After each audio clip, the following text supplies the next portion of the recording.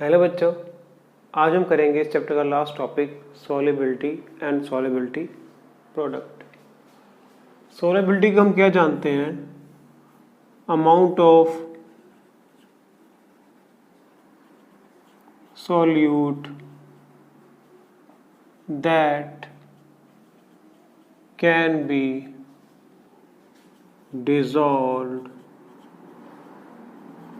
in solvent.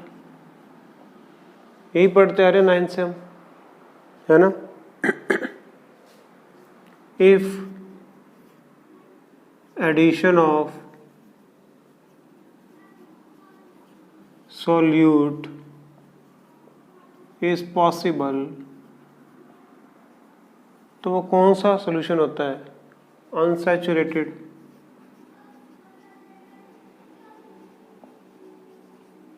If further addition of solute is not possible, तो वो क्या होता है? सैचुरेटेड, है ना। सैचुरेटेड में क्या होगा? हमने कुछ सोल्यूट डिसॉल्व किया, है ना, वो नीचे बैठने लग जाएगा।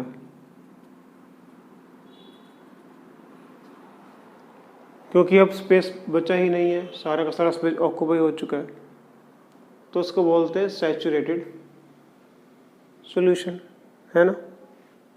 तो सॉल्युबिलिटी के बारे में हम यही जानते हैं, ठीक है। हम ये भी जानते हैं कि कुछ जो होते हैं हाईली सॉल्युबल होते हैं, जैसे कि नाइट्रेट्स, जितने भी नाइट्रेट्स हैं सब सॉल्युबल होते हैं हाईली। पोटाशियम, सोडियम के साल्ट्स वगैरह हाईली सॉल्युबल होते हैं, है ना। कुछ जो होते हैं स्पेरिंगली सॉल्युबल होते हैं, मतलब बहुत कम। वो कौन से होते हैं? जैसे सिल्वर के, silver chloride, silver bromide, silver iodide, zinc sulphide, lead sulphate, ये सब क्या होते हैं? स्पेरिंगली सॉल्युबल होते हैं। मतलब कुछ जो होते हैं बहुत ज़्यादा अपने सॉल्युबल हो जाते हैं, इनकी सॉल्युबिलिटी रन अबाउट 1 मोल के करीब होती है, जो हाईली सॉल्युबल होते हैं। जो स्पेरिंगली सॉल्युबल होते हैं उनकी लेस देन 0.01 होती है। मतलब 1 लीटर सोल्यूशन में वह सिर्फ 0.0 मोल है, उससे कम ही सॉल्युबल हो पाते हैं। तो हम बोलेंगे कि ये स्पेरिंगली सॉल्युबल है, मतलब हो तो रहे हैं लेकिन बहुत कम हो रहे हैं, ठीक है। तो सॉल्युबिलिटी होती क्या है कि कितना कोई सॉल्ट या एसिड या बेस, ठीक है, डिसॉल्व हो सकता है, ठीक है। जैसे कि AgCl है, पहले वो सॉलिड स्टेट में है, उसको पानी में डिसॉल्व करेंगे तो क्या बन जाएगा? एक्वस, है ना।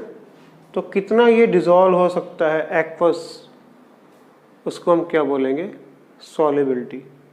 बहुत कम होगा लेकिन जितना भी होगा वो इसकी क्या है? सॉल्युबिलिटी है, ठीक है। तो जो स्पेरिंगली सॉल्युबल होते हैं वो AgCl, AgBr, AgI वगैरह होते हैं। जो हाईली सॉल्युबल होते हैं वो नाइट्रेट्स वगैरह होते हैं। बट इस चैप्टर में, यानी कि इस टॉपिक में, हमने इनके बारे में बात नहीं करनी, ठीक है। हमने बात करनी है स्पेरिंगली सॉल्युबल सॉल्ट्स या एसिड्स या बेस जो भी है, तो उनकी बात करनी है हमने। क्योंकि इक्विलिब्रियम जो है वो स्पेरिंगली सॉल्युबल ही ला सकते हैं। जो हाईली सॉल्युबल है वो तो एक डायरेक्शन में चलेंगे, ठीक है। यहाँ पर हम ऐसा एरो लगा देंगे क्योंकि ये स्पेरिंगली सॉल्युबल है, इसी का ही हम इक्विलिब्रियम निकाल सकते हैं, ठीक है। तो आज का हमारा टॉपिक ये है सॉल्युबिलिटी एंड सॉल्युबिलिटी प्रोडक्ट, इसके बारे में हम बात करते हैं।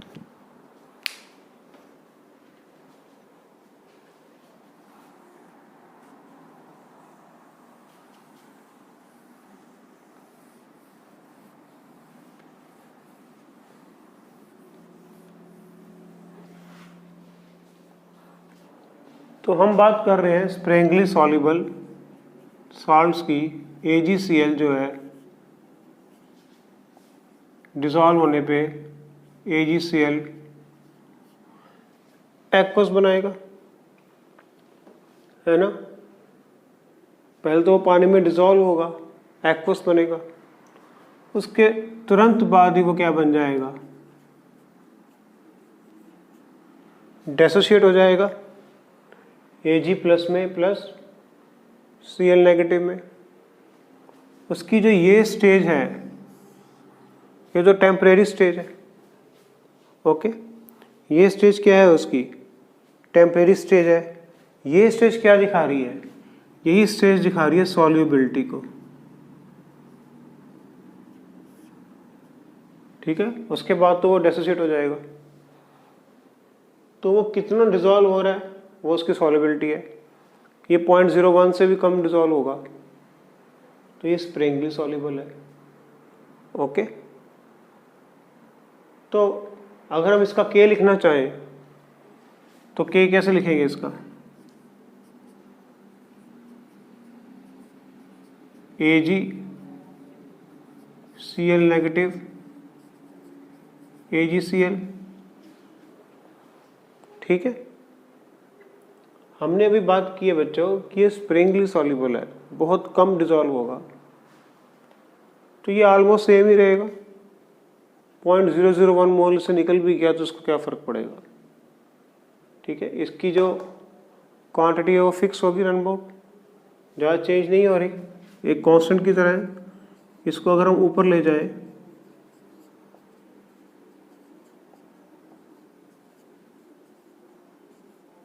तो ये क्या बन जाएगा, KSP सॉल्युबिलिटी प्रोडक्ट, क्योंकि प्रोडक्ट हो रही है। अब एक नया कांस्टेंट हमारे पास आ गया,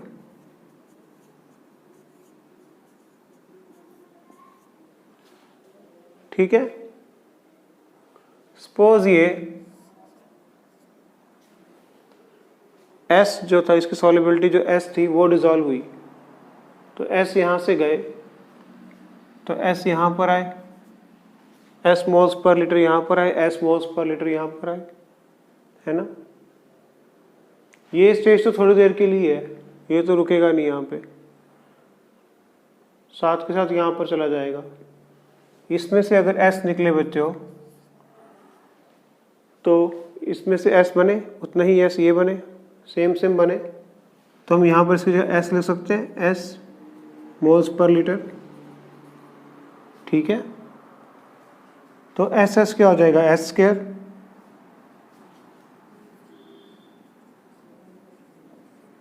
तो S क्या हो जाएगा, √KSP। तो इसी को ही हम बोलते हैं सॉल्युबिलिटी प्रोडक्ट, क्योंकि हमारी प्रोडक्ट आ गई सॉल्युबिलिटी प्रोडक्ट, ओके।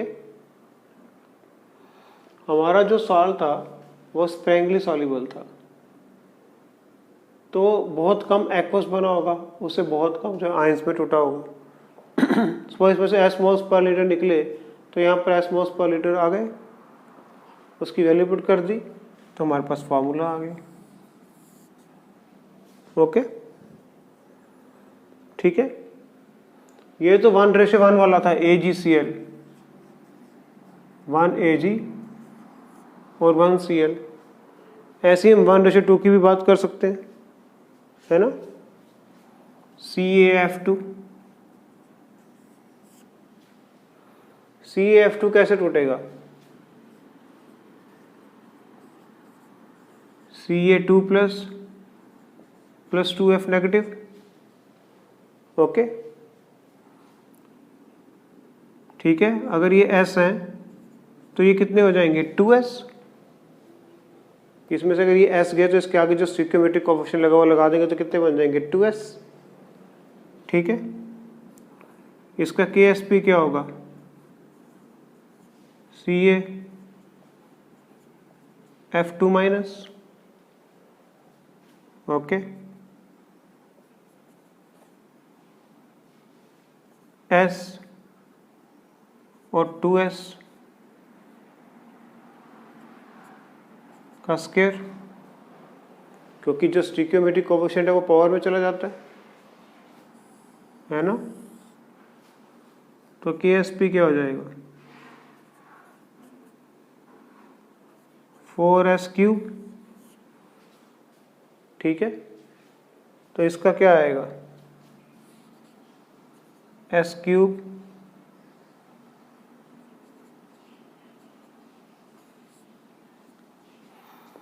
के एस पी बाई 4, और इसका क्या हो जाएगा, क्यूब रूट,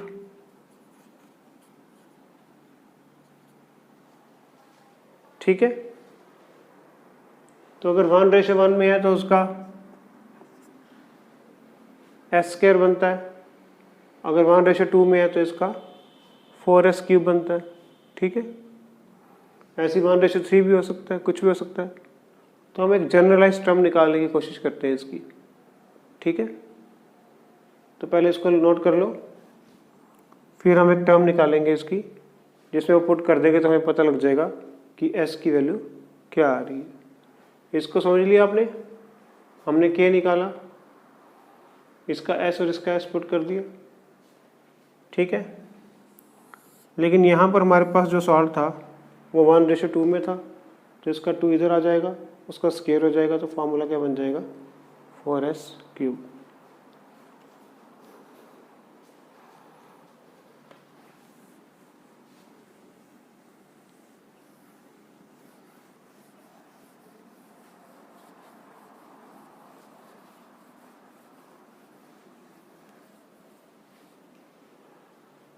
तो आप लिख लो, एक है AB, एक है AB2, एक है AB3, एक है A2B3, ठीक है। हम जनरलाइज टर्म निकालते हैं S की, ताकि हमें पता लग जाए कि S क्या है।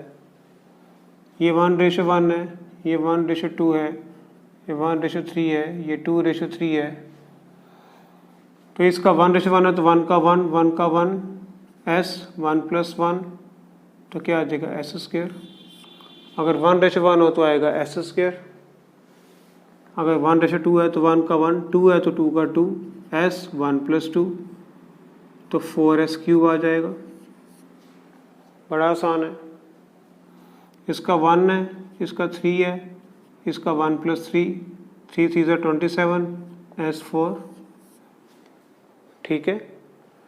ये 2:3 है तो 2 का 2, 3 का 3, S 2 + 3, 4 × 27, S5, 108, S5।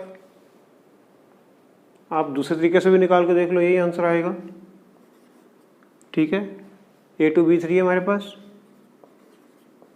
कैसे टूटेगा वो, 2A3 नेगेटिव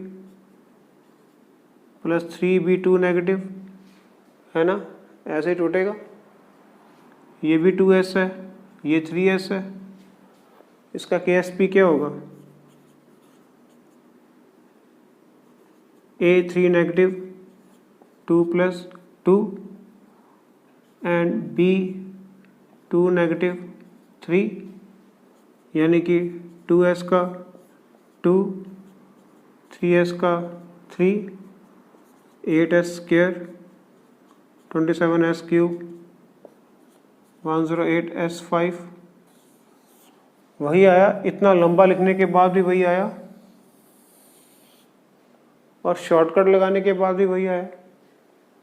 तो आप देखो रेशो कितनी है, बस उसके हिसाब से कर दो, जितना मर्जी ले लो, इसकी तो लिमिट नहीं है। जैसे जो भी लोगे आप, तो आपकी वैल्यू बिल्कुल एक्यूरेट आएगी, ठीक है। तो इतना लंबा KSP लिखने की बजाय आप ये शॉर्टकट भी अप्लाई कर सकते हो, जिससे आपका KSP निकल जाएगा बड़ी आसानी से, ठीक है। क्लियर।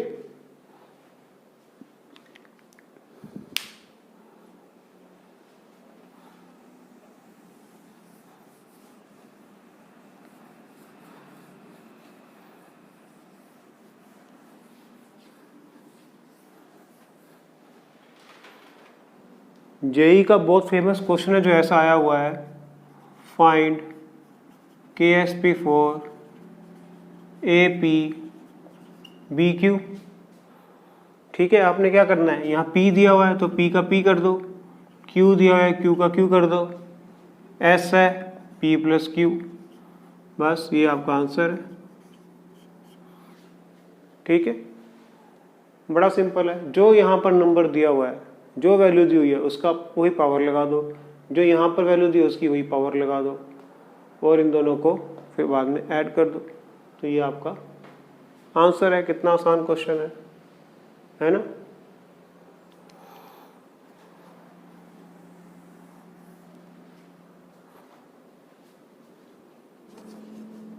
एक न्यूमेरिकल लिखो, KSP of magnesium hydroxide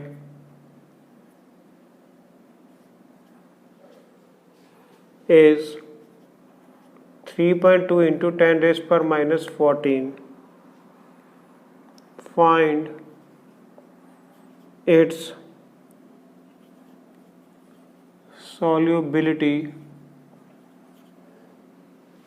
in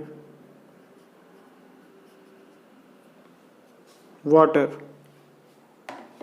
okay, ये क्या गिवन है हमें, MgOH2।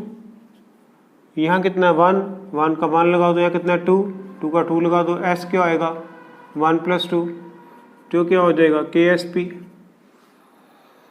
ओके, KSP कितना है 3.2 into 10 raised per minus 14, 2 का स्क्वायर 4, S क्यूब कितना आ जाएगा 3.2 into 10 raised per minus 14 upon 4.8, 8 into 10 raised to power minus 15, तो S क्या हो जाएगा इसका क्यूब रूट, तो ये क्या बन जाएगा 2√2 into 10 raised per minus 5, क्योंकि 8 का क्यूब रूट कितना होता है 2√2, और 10 raised by 15 कितना हो जाएगा 10 raised by minus 5। तो सिंपल सा फॉर्मूला लगा के जो दिया है उसको लगा के हम सम को सॉल्व कर सकते हैं। ठीक है, क्लियर।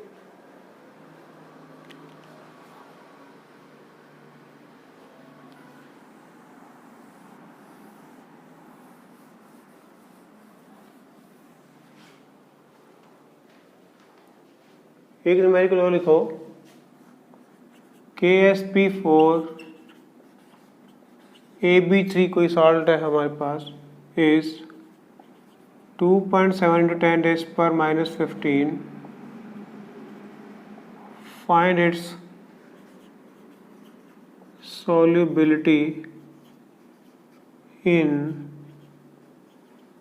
water। ठीक है, AB3 है बच्चों, 1:3 वाला 1 1 3 3, S1 + 3 27S4, तो 27S4 is equal to KSP, 27S4 is equal to 2.7 into 10 raised per minus 15। बच्चों S4 क्या आ जाएगा 2.7 into 10 raised per minus 15 upon 27, इससे ये कट जाएगा, तो क्या आ जाएगा 0.1 into 10 raised per minus 15, ये क्या आ जाएगा 1 into 10 raised per minus 16। तो बच्चों S क्या आ जाएगा 10 raised per minus 4, क्योंकि यहाँ पर 4 है तो 16 का 4 बन जाएगा। ये हमारा क्या आ गया आंसर। सिंपल है, कर लोगे।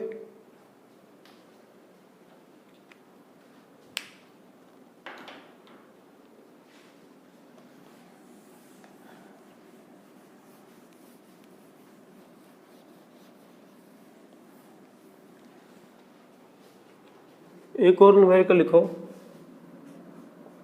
दी KSP of AgCl in water is 1.5 into 10 raised per minus 10। calculate its solubility in 0.10 molar NaCl aqueous solution। बच्चों इसमें ये अकेला नहीं दिया हुआ, इसमें NaCl भी दिया हुआ है। तो AgCl तो कैसे टूटेगा? Ag प्लस में और Cl नेगेटिव में, इसका S होगा, इसका S होगा। NaCl कैसे टूटेगा? Na प्लस में और Cl नेगेटिव में। ये 0.10 दिया हुआ है तो 0.10 यहाँ पर आएगा, 0.10 यहाँ पर आएगा, है ना। अब हम डायरेक्ट फार्मूला नहीं लगा सकते क्योंकि हमारे पास एक स्ट्रॉन्ग है और एक वीक है। ये जो स्ट्रॉन्ग है ये क्या दे रहा है? कॉमन आयन इफेक्ट प्रोड्यूस कर रहा है। तो जो अगर हम इसका KSP लिखते भी हैं Ag प्लस और Cl नेगेटिव, ये जो KSP है हमेशा सैचुरेटेड सोल्यूशन का होता है, ठीक है। तो जो Ag प्लस है और Cl नेगेटिव है, उसमें जो Cl नेगेटिव है वो अकेला AgCl का तो नहीं है। हमने पहले भी ये बात पढ़ी हुई है कि ये जो इक्विलिब्रियम कांस्टेंट है इसको Cl नेगेटिव से मतलब है, कहाँ से आया उससे इसको कोई मतलब नहीं है। तो इसका अगर हम S लिखते हैं तो इसका हमें S प्लस 0.10 लिखना पड़ेगा क्योंकि इसमें 0.10 इसका भी इंक्लूडेड है। Okay, clear. लेकिन अब आप देखो कि ये S तो बहुत ही कम है ना। ये तो इसे मिल जाएगा, बैकवर्ड चला जाएगा, तो इसकी तो कंसंट्रेशन बहुत ही कम है। तो हम इसको निगलेक्ट भी कर सकते हैं। हम ऐसा लिख सकते हैं S and 0.10। इस S को हम क्या कर सकते हैं? निगलेक्ट कर सकते हैं, ठीक है। तो हमारा क्या बन जाएगा? 1.5 into 10⁻⁻10 is equal to S 0.10। Okay, तो हमारा S क्या आ जाएगा? 1.5 इंटू 10⁻⁻10 अपॉन 0.10, ठीक है। ये क्या बन जाएगा? 1.5 इंटू 10⁻⁻8। तो आपको ऐसा न्यूमेरिकल भी आ सकता है जिसमें कॉमन आयन इफेक्ट लग रहा है। तब हम देखेंगे कि जो स्ट्रॉन्ग है, जो S है, उसी की वजह से होगा। तो हम इसको निगलेक्ट करके इसकी वैल्यू यहाँ पुट करेंगे। यहाँ पर हम S स्क्वायर नहीं करना, कर ही नहीं सकते हम। क्यों? क्योंकि जो Cl नेगेटिव है वो इस S की वजह से नहीं है, इस 0.10 की वजह से है। इसलिए हम उसकी जगह ये पुट करेंगे और हमारा आंसर आ जाएगा, ठीक है। Clear.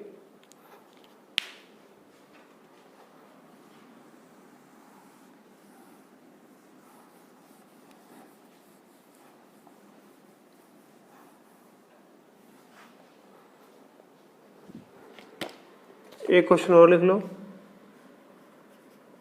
KSP of AgCl 10⁻⁻10, KSP of CaF2 4 into 10⁻⁻12, which salt has more solubility in water. Okay, तो ऐसे देख के तो लग रहा है कि इसकी पावर ज़्यादा, ये सॉल्युबल है ज़्यादा, लेकिन ऐसे ये हमको नहीं करना। पहले इसका S निकालो, फिर डिसाइड करना है किसकी सॉल्युबिलिटी ज़्यादा है, ठीक है। ऐसे डायरेक्टली नहीं करना, आपका आंसर गलत आ जाएगा। ये 1 है तो 1, 1 है तो 1, S 1 + 1 तो S square is equal to 10⁻⁻10, तो S क्या आ जाएगा? 10⁻⁻5, ठीक है। ये 1 तो 1, ये 2 तो 2, S 1 + 2 4S³ which is equal to 4 into 10⁻⁻12 S cube is equal to 4 into 10⁻12 upon 4 S cube is equal to 10⁻12। तो बच्चों एस क्या आ जाएगा,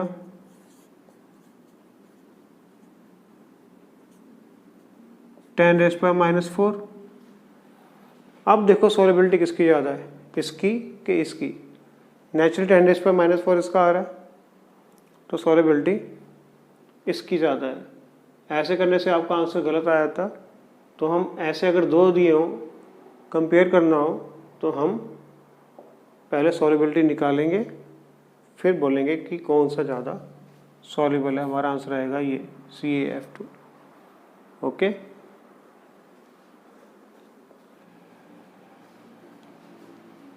तो बच्चों ये छोटा सा टॉपिक था सॉल्युबिलिटी एंड सॉल्युबिलिटी प्रोडक्ट का, जो बहुत ही आसान है। उम्मीद है आपको समझ में आ गया होगा। आज का वीडियो इतना ही। गुड नाइट बच्चों।